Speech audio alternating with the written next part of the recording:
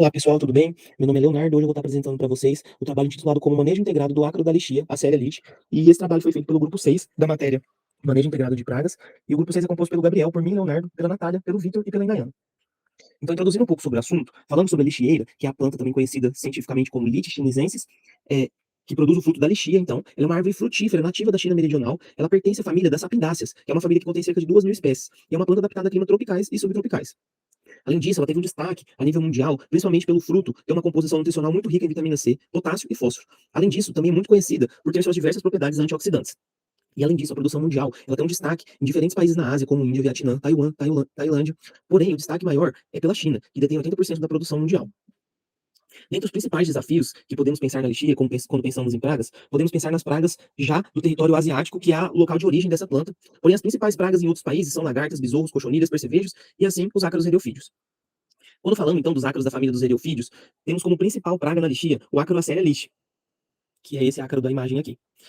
E ele é um desafio considerável na produção de lixia, principalmente então, né, no impacto global e também a nível dentro do nosso país, sendo que ela tem um impacto expressivo em vários países que produzem lixia, e dentro do Brasil ela já é considerada uma praga quarentenária A1, de acordo com a instrução normativa 52 do mapa. Em relação ao manejo dessa praga, o manejo é complexo, envolvendo uma diversificação de formas de controle, como o controle cultural, demonstrado aqui nessa imagem, o controle químico e o controle biológico. Além disso, é sempre necessário uma fiscalização rigorosa quando a gente pensa dentro dos viveiros, sendo uma forma importante de prevenir a disseminação dessa praga. E a gente tem, então, sempre essa dependência do manejo integrado, tendo em vista que a viabilidade da cultura depende muito do desenvolvimento eficiente da estratégia do manejo integrado para essa praga, tendo em vista os danos que ela pode causar, incluindo principalmente, então, considerações sobre a distribuição geográfica da praga dentro do país, da bioecologia dessa praga, dos pontos críticos de controle e dos sistemas de tomada de decisão e métodos de controle para esse inseto. Quando pensamos na distribuição geográfica do ácaro da lixia, ele tem uma origem asiática, então, na China meridional também. Ele é originado principalmente nessa região, e os estudos destacam sua adaptabilidade em diferentes ambientes agrícolas espalhados pelo mundo. Essa presença na Ásia dele tem várias localidades, como a gente pode ver aqui no mapa, como na Índia, no Paquistão, Bangladesh, Tailândia e Taiwan. E diversos outros documentos também apontam em outros lugares, né, além do continente asiático, como na Austrália, no Havaí, nos Estados Unidos e no Brasil. A primeira constatação no Brasil foi em 2008, na cidade de Limeira, em São Paulo, se destacando principalmente em lixeiras adultas. E esse espalhamento em São Paulo foi muito grande, chegando a atingir então estados próximos como Minas Gerais e Espírito Santo. Então, quando a gente pensa da bioecologia do ácaro da lixia, é necessário então observações detalhadas e precisas na literatura científica para que a gente consiga explorar da forma mais correta então o ciclo de vida desse ácaro. Já existem vários documentos de estudos clássicos, ali principalmente de 1963, que apontam como é o ciclo de vida desse ácaro. Então, quando a gente pensa nas fases do ciclo de vida, iniciando aqui pelos ovos, então, né, os ovos eles são translúcidos e esféricos, com cerca de 0,032 milímetros de diâmetro, e eles são dispostos na base dos erinhos, que são as estruturas que são formadas ali, né, pela alimentação do ácaro. Após isso, então, após 3 a 4 dias, ocorre então a eclosão desses ovos pós-ovoposição, e a primeira fase, então, a protoninfa, que eclode, ela tem aproximadamente 0,049 milímetros, iniciando então a alimentação nas folhas, causando já os primeiros sinais de danos e descoloração. Quando a gente vai, então, para o próximo estágio, que demora de 2 a 3 dias, nós temos a deutoninfa, que apresenta 0,08 milímetros de tamanho. Além disso, o dano começa a intensificar mais já na planta. E quando a gente chega, depois de 5 a 7 dias, no estágio adulto, que demora mais ou menos ao todo de 13 a 14 dias desde o ovo para alcançar esse estágio, os adultos têm até 0,13 milímetros, e eles retomam o ciclo biológico depositando ovos novamente. Além disso, no caso desse ácaro, nós temos a existência de machos e fêmeas na população. Os machos depositam espermatóforos e as fêmeas coletam para a fecundação. É muito importante, então, ter o conhecimento desse ciclo de vida para que a gente consiga alinhar junto com as práticas de controle. Aqui nessas imagens eu consigo mostrar para vocês o exemplo de alguns adultos e do ovo do ácaro da lixia. Então, quando a gente pensa no local do desenvolvimento dessa praga, tanto as ninfas quanto os adultos, eles residem principalmente na face inferior das folhas, e nas inflorescências e nos frutos, causando as deformações e estimulando o que é chamado de erinose. Além disso, essa praga tem um comportamento seletivo quando se pensa no quesito de alimentação, pois a alimentação é preferencial em brotações mais novas, e o movimento ele é metodologicamente da folha em folha entre os brotos jovens. Sendo assim, é possível ver um aproveitamento maior dessas folhas jovens pela praga. Além disso, os danos acontecem de forma progressiva. Quando a gente pensa nos danos iniciais, nas infestações iniciais, então, é possível ver essa descoloração inicial, né, que remete a uma tonalidade bronzeada, como é chamado por alguns pesquisadores. Além disso, também é possível ver o enrolamento e a queda das folhas em seguida. Além disso, depois, em altos níveis de infestação, é possível ver já a mudança de cor causada pelo desenvolvimento da erinose. Essa erinose, então, ela causa um impacto fisiológico na planta, porque os ácaros, a partir do momento que começam a estimular a produção, essa erinose ela obstrui os estômatos principalmente, interferindo então ali nos processos fisiológicos da planta e dificultando então, né, a produtividade dos principais metabólitos essenciais para a planta. Além disso, também já foi visível alguns estudos mostrando possíveis interações com algas, principalmente na alga chamada Cephalaurus virensis. E esse mecanismo de interação ainda não é tão claro e requer mais novas pesquisas.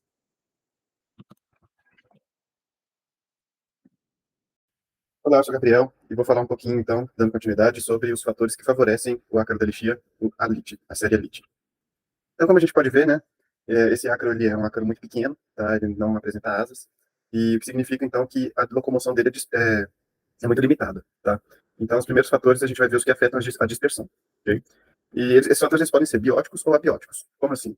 Eles podem ser abióticos, no caso, por exemplo, do vento, tá? Que o vento bate e carrega eles. Então, quanto mais vento tiver, maior a dispersão deles e, portanto, é favorecido o desenvolvimento, tá? De colônias, de novas colônias dentro dos cultivos. E tem também a floresia. A floresia é a capacidade deles de viajarem agarrados em outros animais. No caso aqui, por exemplo, nós temos a abelha, que, que foi encontrada em um estudo de amaral. Foram encontrados ácaros em aproximadamente 23% de todas as abelhas que visitaram as flores avaliadas. Então, é uma quantia bastante grande, quase um quarto das abelhas favorecem, né, participam da dispersão, então, de Acer elite. E essa dispersão ela pode acontecer, né, no mesmo pomar ou em áreas adjacentes. Ela pode acontecer tanto entre uma planta e outra do mesmo pomar, ou entre pomares diferentes, entre vizinhos, né? Então, por isso é importante também essa comunicação entre vizinhos. Além disso, temos também os fatores ambientais, né, como é o caso da temperatura e a umidade. Tá? No caso, o ácaro ele tem o seu metabolismo, né, favorecido pela alta temperatura, e a baixa umidade também favorece o desenvolvimento. Okay? Os ácaros eles são adaptados para viver em locais de baixa umidade. E temos também, então, a questão da poeira, né, porque a poeira também ela permite que ele se desloque, tá, junto com os grãos da poeira. E então a gente pode perceber, né, que os momentos de maior densidade populacional são em novembro, que é quando tem chuva, que é quando tem calor, né? E as baixas de população são em julho, que é quando está mais frio, ok? Perdão. Aqui, então, trouxe, né, exemplo de como acontece a formação da erínea, tá? Que é uma folha de lixia, com os estágios de desenvolvimento da erínea, dessa proteção de tricomas que o ácaro induz, tá? Sendo que conforme a planta a erínea nessa proteção vai ficando mais velha, ela vai ficando também mais laranja. E ela serve, então, né, como proteção contra os inimigos naturais e contra também os controles, né, de contato, os inseticidas, né, utilizados, e também contra gotas de chuva. Tá? Então, é uma proteção muito importante. E ela é favorecida, então, né, pela presença dessa alga simbionte, que é a Cephalaurus virescens, tá? Que ela estimula, então, uma maior velocidade da formação desses tricomas, que vão produzir, então, a galha, né, conhecida, então, como erinha. E isso é muito importante porque quanto menos tempo a planta leva para desenvolver, né, para produzir esses tricomas anormais, quanto mais rápida a produção deles, menos tempo exposto, menos tempo vulnerável o ácaro fica, certo? Aqui eu vim mostrando, então, que eles aparecem principalmente nas folhas terminais, tá, perto dos brotos, e isso é muito interessante porque ele acompanha, né, o desenvolvimento da planta, a fenologia dela. Então, o momento de vulnerabilidade dele é exatamente quando ele está se deslocando entre a linha de onde ele veio para o broto aonde ele vai colonizar, ok? Isso geralmente acontece junto com a emissão da planta de novos ramos e novas inflorescências. Além disso, também um fator que favorece é a ausência de inimigos naturais, como os que falaremos lá mais para frente. A maioria deles são ácaros predadores.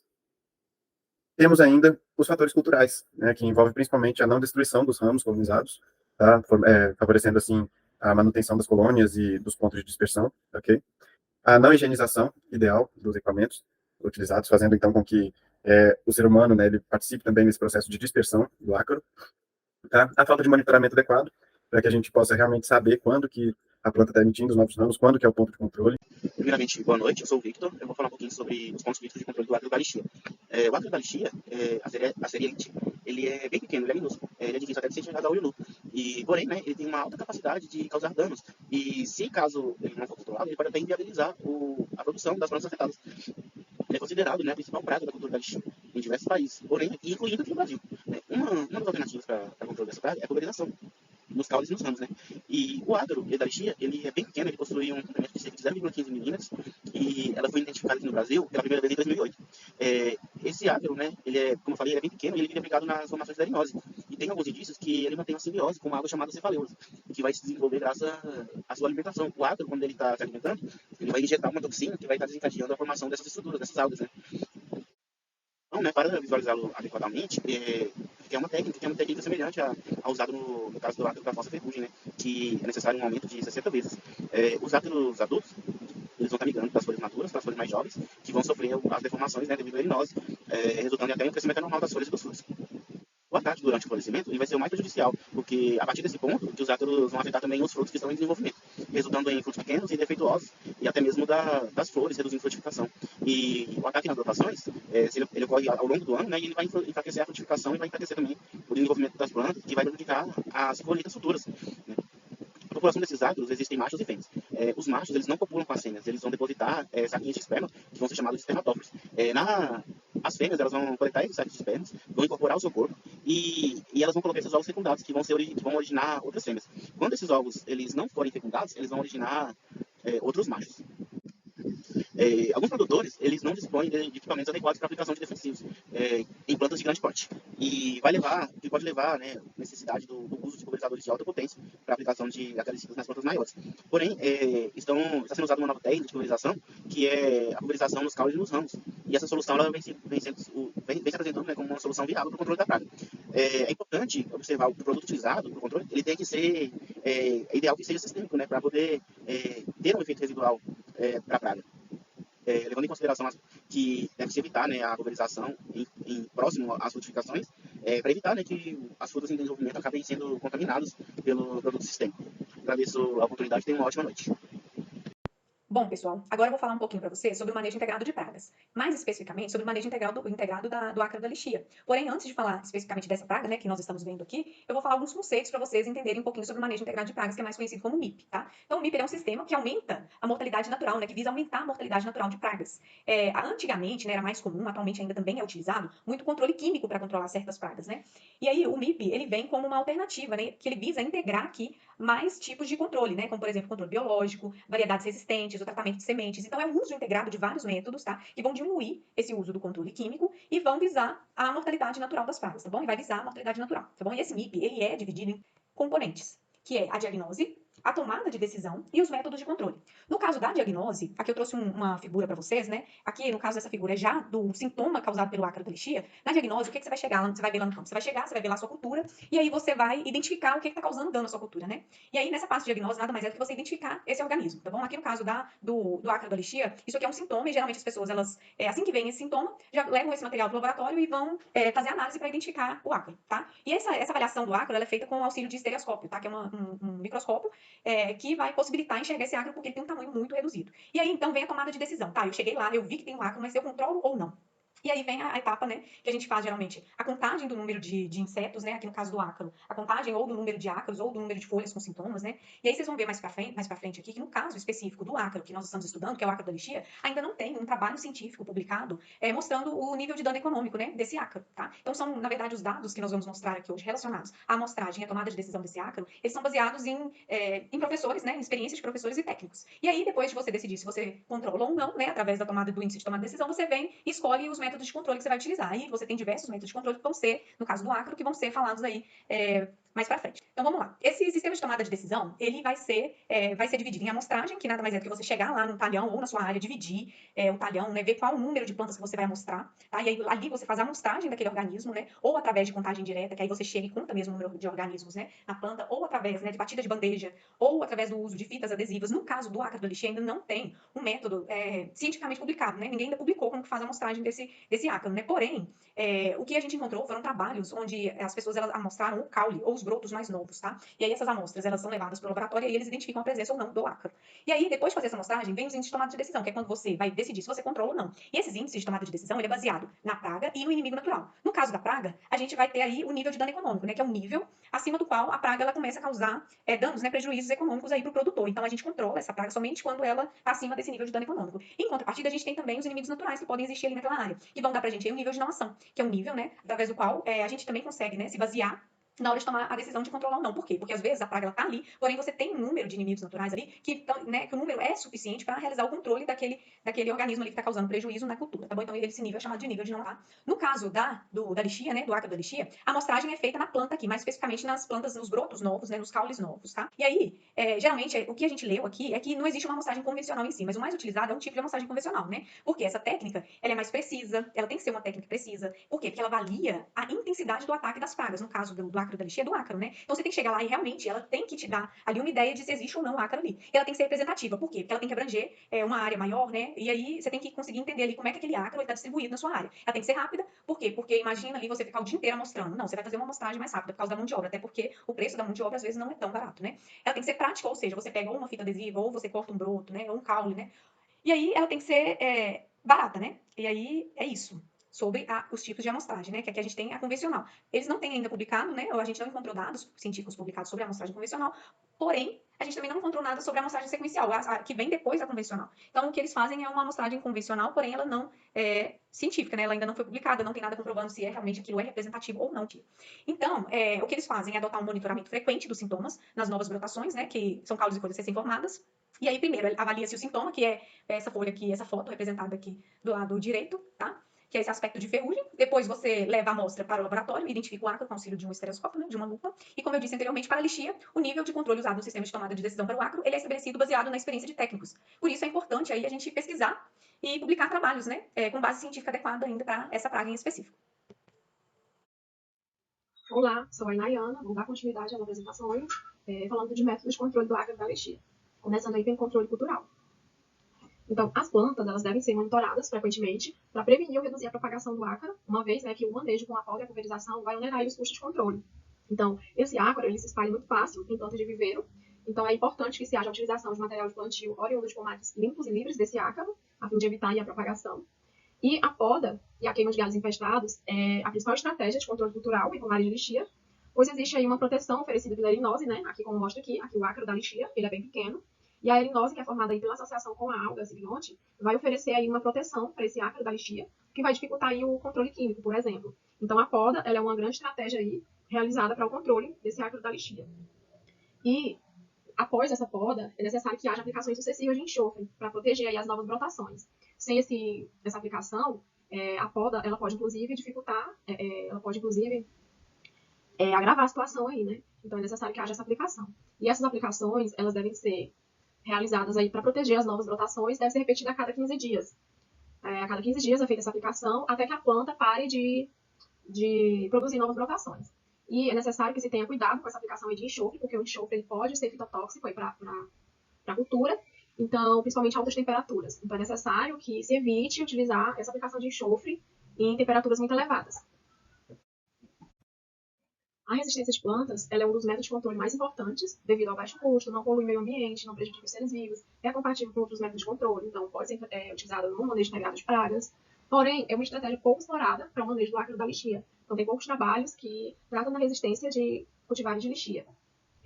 Trabalho realizado por Amaral e colaboradores com o objetivo de selecionar variedades resistentes ao ácaro. Eles observaram que a variedade Bengal ela foi suscetível ao ácaro, enquanto a variedade americana apresentou resistência. Porém, a variedade Bengal ela é a mais comercializada e a americana ela é a menos comercializada, embora ela apresente frutas com grande quantidade de polpa e de sabor de açúcar e acidez adequadas, né? Então, essa variedade se mostrou resistente ao ácaro.